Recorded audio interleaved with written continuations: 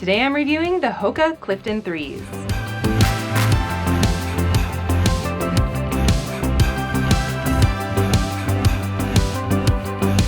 Hey guys, Kim here for another Mile Long Legs gear review. And today I'm reviewing the HOKA Clifton 3s. The Clifton 3s are HOKA's pillowy soft, neutral road shoe with a 5mm drop. Now I think it's worth mentioning that the Clifton 1s are one of my all-time favorite road shoes. The Clifton 2s, however, not so much. They were a huge letdown to me. I couldn't wear them at all. So how do I feel about the Clifton 3s here? Let's get into it, shall we? Here are the things that I enjoyed about the Clifton 3s. Cushioning. The full EVA midsole gives you a nice cushioned, marshmallowy feel that you'd expect from a HOKA. The first version of this shoe really sealed the deal for me when it came to trying out a more cushioned shoe. I always thought I was into more minimal shoes, but the Clifton 1s really changed my mind on that. I was surprised at how much I really enjoyed them when I first tried them. I really love the soft, smooth ride that these shoes provide. And while they are super cushioned, I still feel like they give you a nice, nimble, responsive feel, which is pretty rad for a cushioned shoe. Durability. Compared to some of the other HOKA models, the Clifton 3 has really held up. Even with a large amount of miles run in these, including trail miles, they're still in great shape and have a lot of life left in them. These retail for $130, but for me, they're well worth it based on how durable they've been. I've had some pretty major durability issues with some other shoes, but these ones here have stood the test of time. Toe box. Yes, finally back to the wider toe box. My biggest issue of version 2 of the shoe was the narrow toe box and what felt like a suffocating upper. Thankfully, HOKA listened to its consumers and brought back the wider toe box with a slightly different upper to help accommodate the roomier feel. And it also feels more breathable to me compared to the last version. This shoe is wide enough to allow my toes to splay nicely without feeling like I'm slipping and sliding around in there. A huge upgrade and a nice step back towards version 1.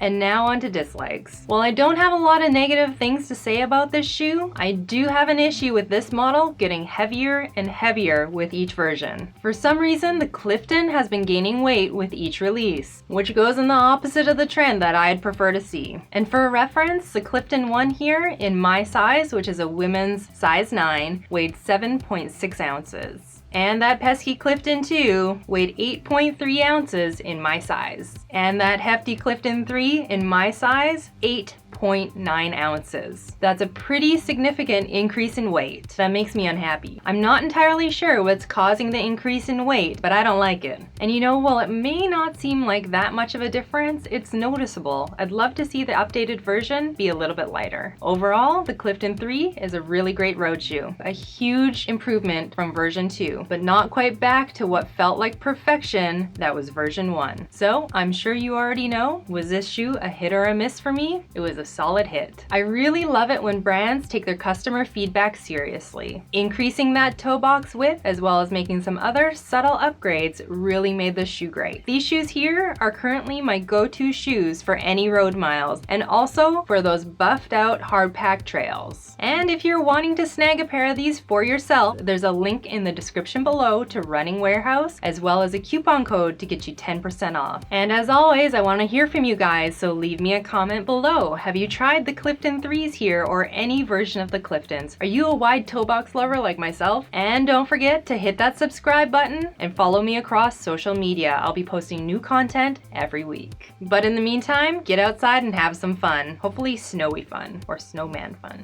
Thanks for watching. Bye!